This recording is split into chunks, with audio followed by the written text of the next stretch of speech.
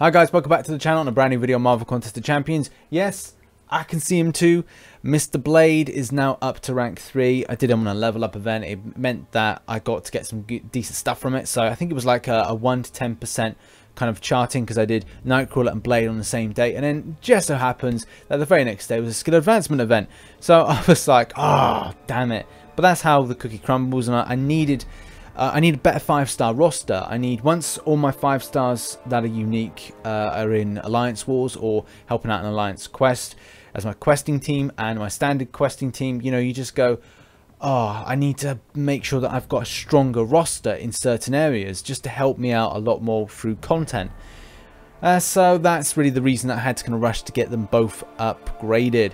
So let's take Blade out for a spin. But first, let's talk about specifics about the champion, talk about masteries, talk about abilities and synergies and things like that to kind of get an idea of how the character kind of works, as well as things that we can look at to exploit some major damage dealt by this champion. So first of all, obviously, I'm not going to say I'm disappointed, but you know, it's not great that he's not awakened, but at the same time, I can't grumble because I've got him. And the chances of getting him, especially out featured, are slim to nil. I think I've opened... It must be between the 15 to 16 mark with regards to featured, and I've only pulled 2. So a lot of people have a lot more luck, and a lot of people have had terrible luck. So I can't really grumble. So I'm very, very happy to have this champion, especially obviously getting that 5-star Morningstar out of the featured Grandmasters. That was pretty weird, and also pretty happy at the same time. I was elated. With regards to health, doesn't really matter because when you awaken him, he gets regen, but 15,000 out of rank 3 is okay, it's good. With regards to attack output, you know, we've got 1,515. We compare that with, say, Nightcrawler, which is in a similar situation. It is a lot less, which is kind of odd, but I think with Nightcrawler, obviously that's with regards to his own abilities to have like inbuilt things like deep wounds and kind of real high crits and stuff like that. So there's no huge comparison there, but there is likenesses to the way that they both kind of focus on speed and kind of damage output. With regards to attributes, let's have a quick look. The block proficiency is the thing that I really like about Blade. The crits, you know, again, good. Armor rating, good. These are all kind of really good stats, especially for a skill, especially with the fact it's a regenning skill. Oh, can't believe we've come to that this kind of like point in the game, but this guy is just so much fun, and we'll have a bit of gameplay, so you can see that a bit later on with just how easy this guy is to use and what things we're going to be looking out for. With regards to ability side of things, we've got power gain. Love that power gain. It can be so helpful. One thing I will be testing out in the first part of the gameplay and the kind of the match play video is the immune system with regards to the passive ability, because obviously what I'm going to be trying to do is building a bit of power, as well as you can see here, Blade's immune system attacks alien substances, shrugging off debuffs up to 95% faster based on current power. So what I'll be trying to do is kind of increase the power bar and see how quick it is to shrug off. And obviously you'll see that in the video, how quickly it will just kind of go, it's on, like a bleed, boom, it's off. Same with anything that's a debuff effect. I'm thinking this guy is going to be so much helpful with regards to Act 5 kind of going through. So I'm really looking forward to that. But obviously would really hope for him to be awakened. But you know, you can't have everything in the game. It's either one or the other. With regards to kind of sequencing, what I want to try and do is first of all use a lot of SP2 because I like that. You could use SP3 in order to kind of put a load of stun in, but it's a 3-second stun. Obviously, you could use different masteries and talk about that in order to increase that 3 seconds, unless that's a stipulated effect there and you can't actually be altered whatsoever. But still, the amount of bleed damage is still good, but I don't think I'll build it up to an SP3. I may do it once, but the thing is, I really want to do is put an L1 in. This is the thing that I like, this kind of sequencing.